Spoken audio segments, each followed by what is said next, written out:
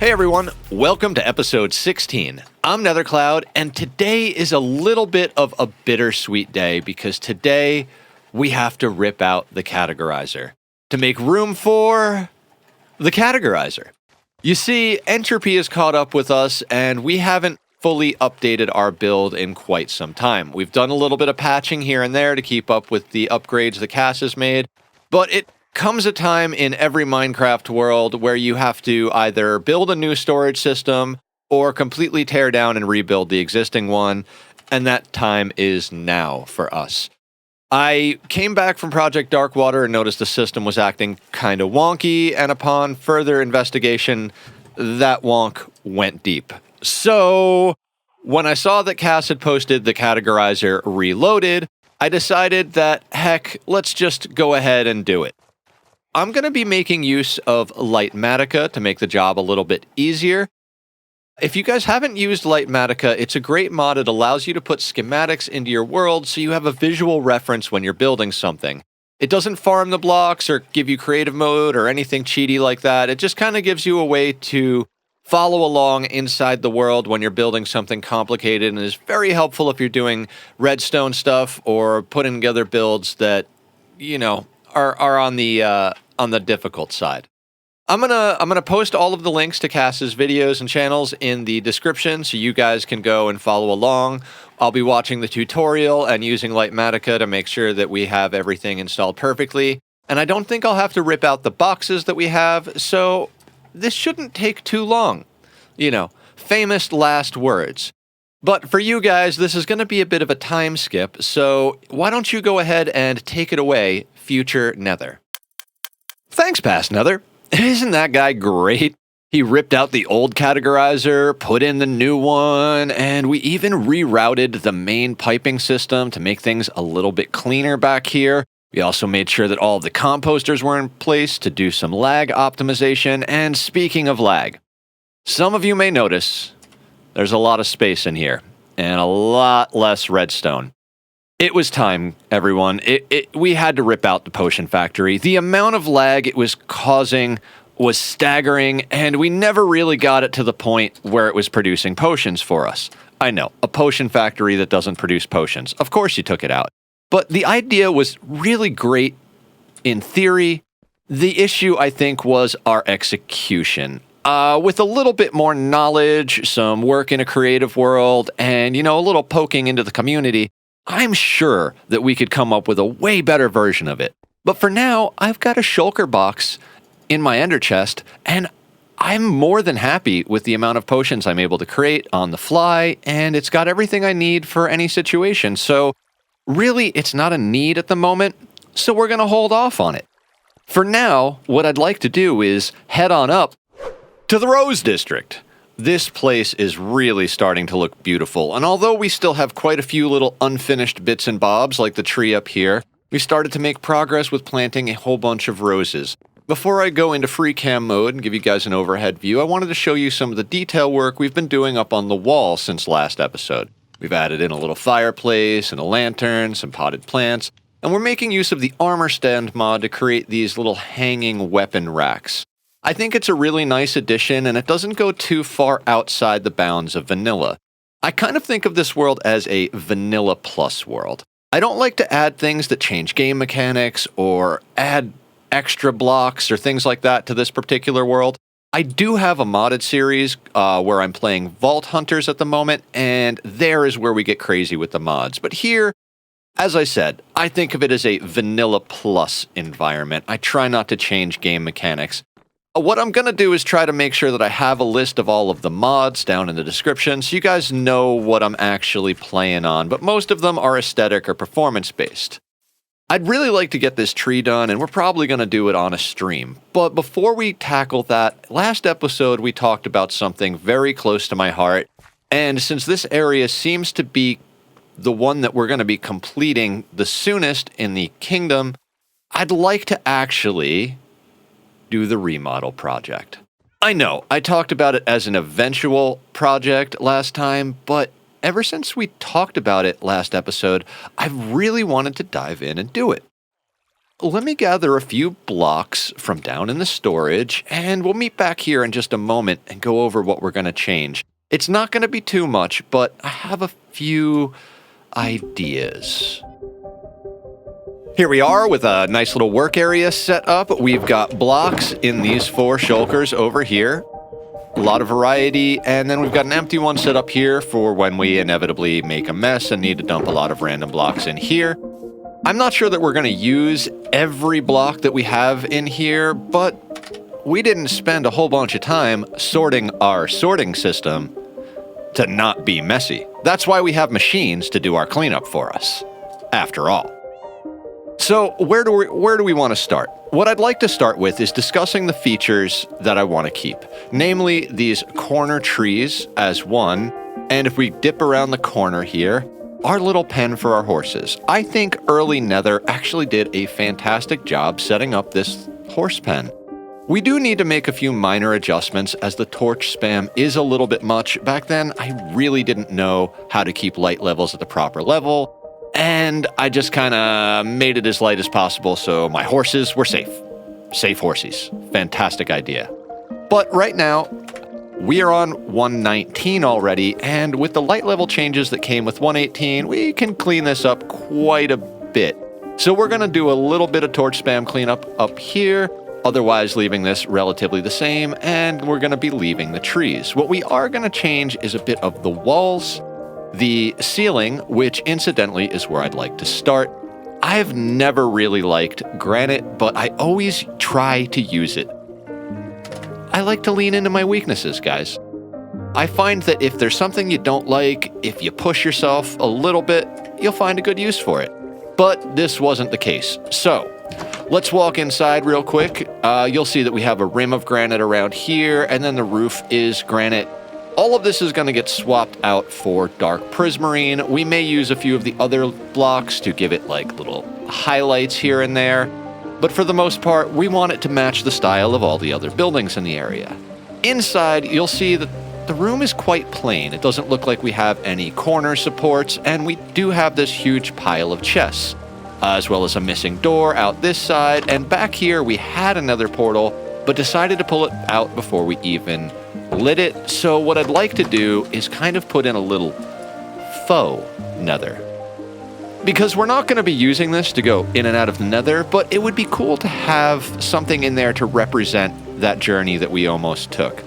And then we're going to make this a little bit more homely in here. So let's get started and get some dark prismarine cut into slabs so we could change that hideous roof.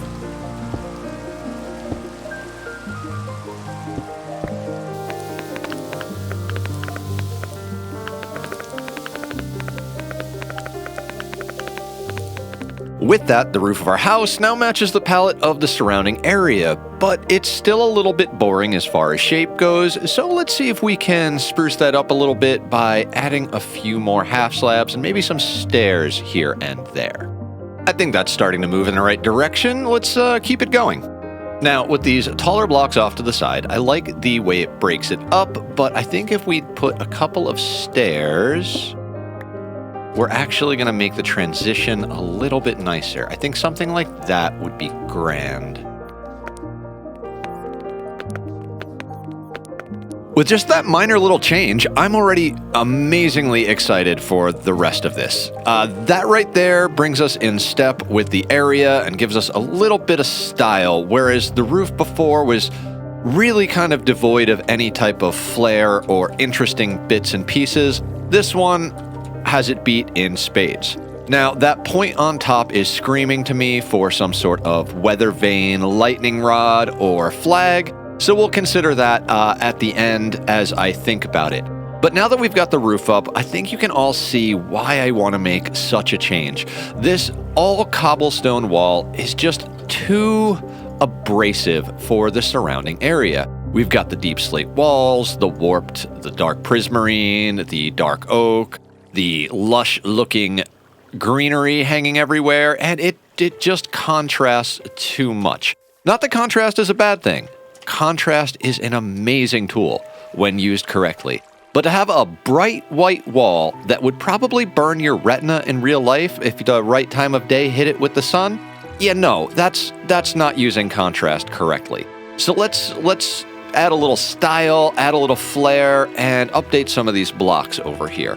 What I'm thinking is that we're gonna get some deep slate and maybe even some blackstone in here, which is why I grabbed them.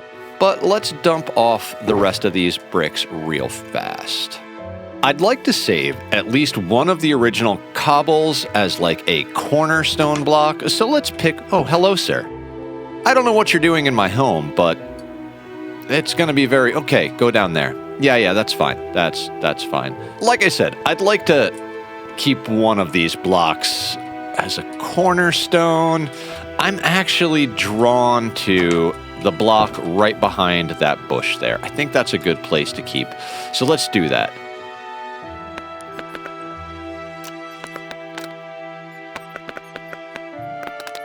I've only replaced the bottom 3 layers of blocks with deep slate because I want to try a few other things up on the top half up here. But before we do that, let's take a shot at this entryway. This is a little bit amateurish. Obviously, we did it day 1. So let's update it a little bit and have it match the surroundings. I'm absolutely loving the upgrade to the entryway here. This is a great change, and it really wasn't that much different. Once we get this cobble swapped out and do the interior, this is all going to flow together so much more nicely, both with itself and the surrounding environment. So let's add this treatment to the other doorways, and then we'll move on to the cobble just above. And then we'll do a little bit of underside shaping to the roof and tackle the interior. Much better. Aside from the rain, this is an absolutely beautiful sight to see this come together like this. Now let's swap out these cobblestone blocks, and I gotta be honest, I'm not sure what I'm gonna swap in just yet, so we may try a few things, but let's dig into our shulkers and see what we can do. That's an absolute winner right out the gates. Now, I know it looks a little plain right now, but after we add a little bit of detailing, I think that's really going to look amazing and much more suits my personality and what I would have liked to have created early on if I had access to the resources and knowledge that I have now. So let's do this to the remaining sides, and then we can start working on detailing the outside and inside a little bit. There are going to be a lot of changes inside, but again, we're going to try to keep the general vibe of what we had going. This is starting to have much more the feel and style that I really like. I think it's time we start working in here, though. This middle section's gotta go. That really does open up the room and make it look a lot nicer in here. So let's start working on details. That will do very nicely. We even added little nightstands with candles on it next to the beds. Blast furnaces were used, put in so that the face was against the wall. That way we could have a little bit of a style to it. We used spruce trapdoors in front to make it look a little less gray. And we were able to hang a few extra banners to create almost this like checkerboard black and purple. All in all, I think that's gorgeous. What is driving me crazy currently is the shape of the roof. Let's grab a few slabs and stairs and see if we can't make that look just a little bit nicer.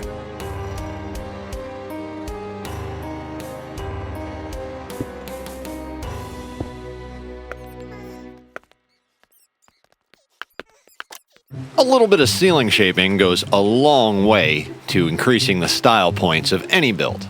Now let's rip out this ugly monstrosity and replace it with something a little nicer. I'd say that there is a lot more stylistically and size appropriate for this space. Man, things are coming along swimmingly.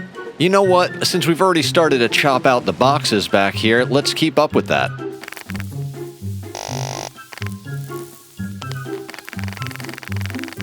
That's a much more aesthetically pleasing storage area. We're never actually gonna come up here, so it just has to look good, not function.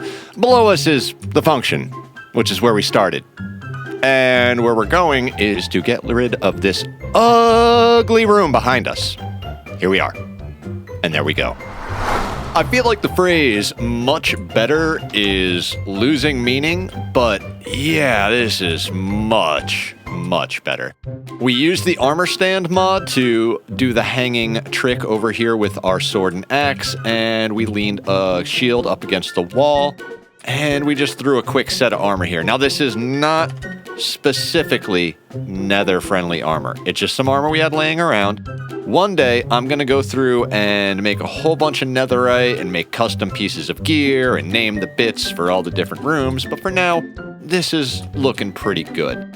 We used the crying obsidian and purple glass to give it this kind of fake portal feel, so we're not accidentally going to go in there and develop a portal some random spot in our nether hub and mess up our build. We're coming along nicely, but it is quite easy to tell which parts of this were original and which parts have been touched up. So let's roll right along to the crafting area. Every house has to have a good crafting area, and this is no exception. It's humble, but adorable, and I really think the cats love it. We've just got to get the furnace corner done and maybe tidy up the book corner a little bit, and then we're just about there. That will do, kitty. That will do. So I think our cat approves of our furnace area. We put the stair there, so we had the implication that the chimney was coming out the side instead of directly out the top. I thought that was a nice way to do it so it wouldn't interfere with our roof and give it a little bit of its own style. There's no smoke coming out the top because they're not lit. It's totally not because the tree is in the way and it would be a pain in the butt to make it happen. No. It's just because they're not lit. We're trying to be realistic. There's no fire, so there's no smoke. Yeah, that's the ticket. I did a little reshaping on the books while I was at it. I think right now we're going to just kind of dive into a quick little final details mode, and then we're done. As a new day rises in our Minecraft world, we have completed the remodel, and I couldn't be happier. The front looks great, and if we open the door here and walk in, we have this amazingly moody atmosphere. I put a few paintings on the wall and put a few books down using the invisible tag from the armor stand mod. Even threw a few up on the bookshelves because I figured anybody who's got this many books is probably going to have them scattered everywhere about. The cats are looking fabulously happy, and everything in here makes me smile. We got this painting on the first try. I wasn't even thinking about it, but that is absolutely a perfect one for our nether portal room. I love this. This is, not only is this amazing, but this does something else for us. This establishes a level of quality and a block palette for some of the surrounding houses. This is exactly what I wanted it for. I have so many ideas. Now that we've actually thrown something together, I think I want to start building some stuff from the ground up. In this style, obviously with its own unique bits to it. So I may have been planning this all along, but surprise, the next segment of our adventure today, now that we've finished that, is to build something over here. I want to put in a barracks, guys. This wall implies that we need people to defend it, and we need those people to have a place to stay. We're going to build a training area off in the distance eventually, but here I want to put up a nice size living quarters.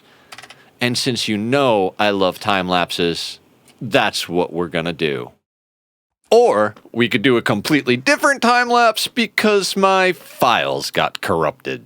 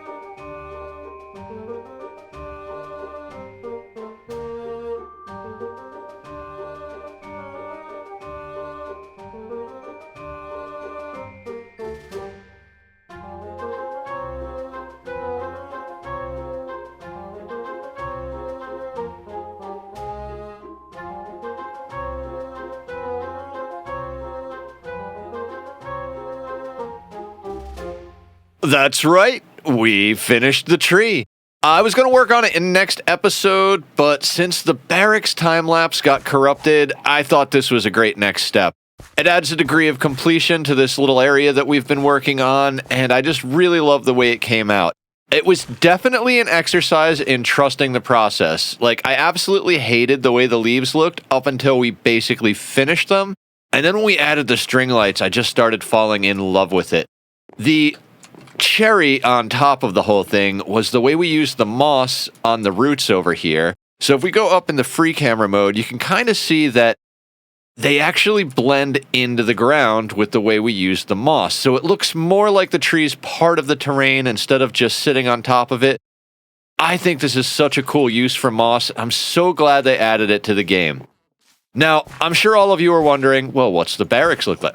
It's over there. Let's walk down and take a look, since we didn't get a time-lapse. We've got this little path here. We're going to do more work on the pathing in the future, but for now it'll do.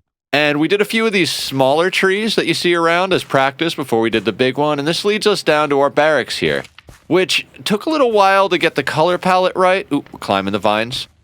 We even have a little basement down here, you know, storage for our wheat and our, whatever's in the barrels. If we go up here, though, we can walk around. You can go in either side. I think of this as the front because it faces in towards the rest of this area, but it doesn't really matter. If we go inside, we've got plenty of beds for the soldiers that man the walls.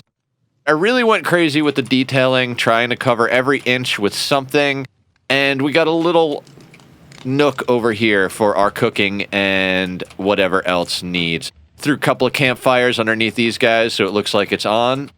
All in all, this build came together great. I wish we did have the time-lapse, but hey, we roll with the punches sometimes.